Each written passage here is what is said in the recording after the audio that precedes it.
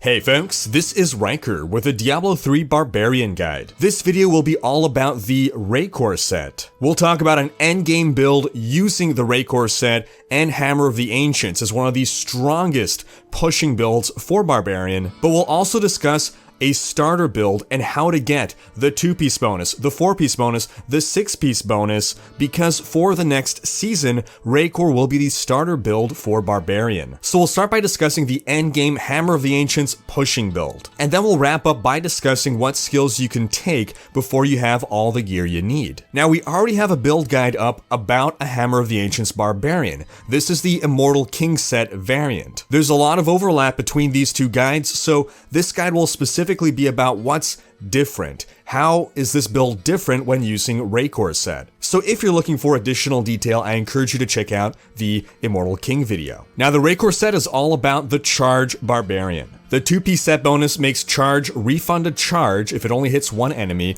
and we'll explain that a bit more when we get to the Charge skill. The 4-piece bonus makes Charge gain the effect of every rune and deal a lot more damage. Now despite this, Charge will still not be the major source of damage for this build. And then the 6-piece bonus, every time you charge, you increase the damage of your next Fury spending attack by a whole lot. Charge generates Fury, it does not spend it. And we're going to want to stack this effect by charging and charging and charging and charging, because every time we use a skill that spends Fury, it knocks off 5 stacks. Now let's quickly look over the rest of the items before we take a look at the skills. We're taking the Traveler's Pledge and Compass Rose combo for more damage and more toughness situationally. When you're stationary, you're dealing more damage, which is perfect because we are staying still to smash down our Hammer of the Ancients. And when you're moving, you take less damage, which is perfect because that's when we are charging around. We'll want the Bracers of the First Men to supercharge our Hammer of the Ancients damage. We'll want the Pride of Cassius, and we're looking for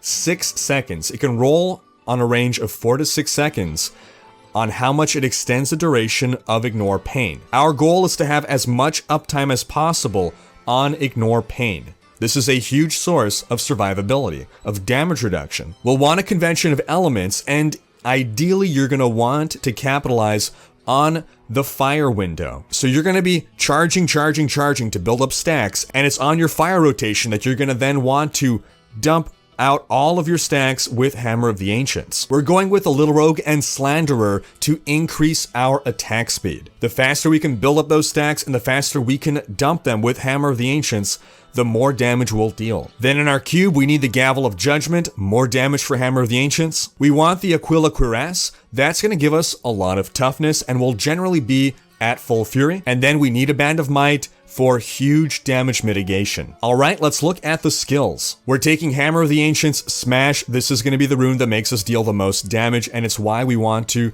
max out our Fury. Paragon points into max Fury are very important. For Furious Charge, we're gaining the effect of every rune. So most notably, what that allows us to do is crowd control enemies with the Cold Rush rune. This also helps with our survivability because we're always keeping enemies stunned. Dreadnought is giving us an extra charge. Stamina makes us generate more Fury.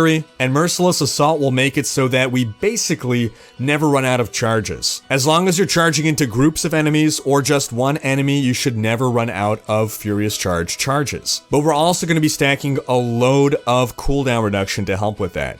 Next, we're going to want Ignore Pain. Ignorance is bliss. If you don't have enough cooldown, if you feel you don't have enough uptime on Ignore Pain, you can instead go with Ironhide to extend the duration. But Ignorance is bliss really helps us gain a lot of recovery and stay alive. We'll want Wrath of the Berserker Insanity as a situational buff. You ideally want to save that for your big engagements. We're taking Battle Rage Bloodshed for more damage.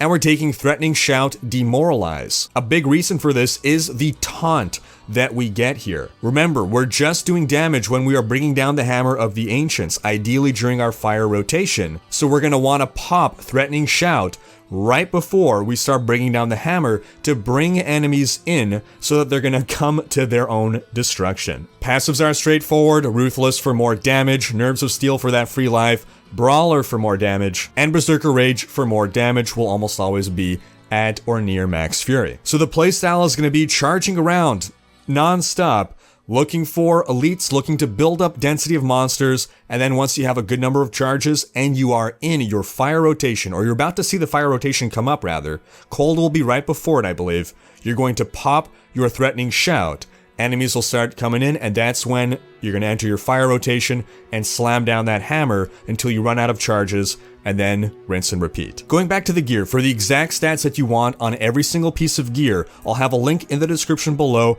to the D3 planner. That'll show you what perfected gear will look like, but we will make a couple quick notes. You want to be stacking as much cooldown reduction as possible. Ideally, try to get it everywhere you can other than on your amulet. For your legendary gems, you'll want a Bane of the Trapped. That is an enormous damage multiplier. You'll want a Gogok of Swiftness for even more cooldown reduction. And as you're moving up in the Greater Rifts, you'll want to move from a Bane of the Powerful to a Bane of the Stricken at some point. In general, if it's taking you really long to kill an enemy at higher Greater Rift levels, that's when you want to be swapping to a Bane of the Stricken. For your Paragon points, max out your move speed, then max Fury, then Strength. For offense, cooldown reduction, crit chance, crit damage, attack speed. For defense, all resist, life, armor, life regen. And for utility, area damage, life per hit, resource cost reduction. Alright, now let's take a look at the beginner guide. You're a fresh level 70 and you're looking to get your Raekor set. What do you do? Well, this is a setup that is not dependent on having any items whatsoever. Frenzy Sidearm will be your generating attack. Sidearm just squeezes in a bit more damage by tossing an extra axe out at someone. We're using Battle Rage Ferocity instead of Bloodshed because we're not quite benefiting from having as many crits. When we don't really have gear, we don't have a lot of crit chance. So instead, Ferocity will up our move speed, which is very helpful when we're not capped at max move speed at the early levels. Now we'll want Warcry to generate more fury, as well as give us a buff. If you feel you're lacking in Sustain, your health goes down and you can't make it come back up, giggity, then Invigorate is the perfect option, but otherwise you can go with Impunity or Veteran's Warning for just more toughness. Now as for the rest of the skills, there'll be two big circumstances where you're going to be using them in different ways. The first is when you're just dealing with regular packs of monsters. That's where your Whirlwind comes in. Wind Shear lets it generate fury for every enemy struck. It does cost 10 to start though. So Warcry will be helping with the fury generation to get that started, as well as Furious Charge. Furious Charge can also be used as a movement power. And then you could apply Rend into a big group of enemies, and then just resume your whirlwinding. Basically, you want to apply that Rend bleed effect, get as many enemies bleeding, and then try to finish them off to spread the bleed. But then if you're just dealing with an elite pack or a single enemy, a Rift Guardian or something, it's going to be mostly Frenzy and Rend that you'll be leaning on. For our passives here, we'll want Ruthless for more damage. Weapons Master, that's going to give us a different kind of buff depending on what weapons we have equipped, but it's always beneficial. Brawler will help us deal more damage when we're in the thick of things, and Rampage also will give us a ongoing buff. Now once you get the 2-piece bonus of Raekor that lets you refund a charge, you probably won't need Frenzy anymore as a generator. At this point, if you're only facing off against one enemy, you can just keep charging. That generates far more fury than Frenzy does, and deals more damage as well. Alright, once you got your 4-piece bonus of Raekor, that's when you have the effect of every rune of Furious Charge, and Furious Charge deals a ton more damage, so this is now going to be your main source of damage. Now with Furious Charge, we're generating a ton of fury, so we do need a Fury Dump.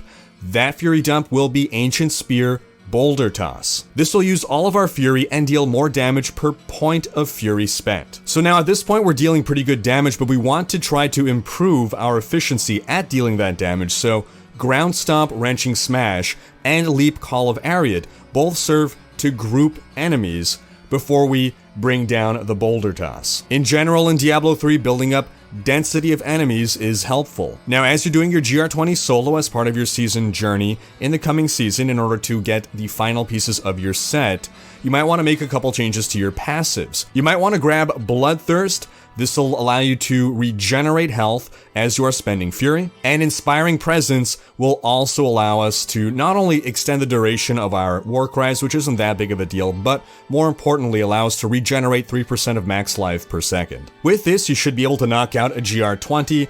After that point, you'll have your 6-piece bonus, and you don't have to make much changes to the build thereafter. As you get more items, that's when you're going to want to change the build. And if you're gearing towards Hammer of the Ancients, the build that we covered in this video, obviously you'll want to go for those pieces of gear, but an alternative is to go with a more traditional Charge Barbarian. We have a build guide for that, and that is also not only a great pushing build, but also a fantastic speed build. And that's going to wrap up this video.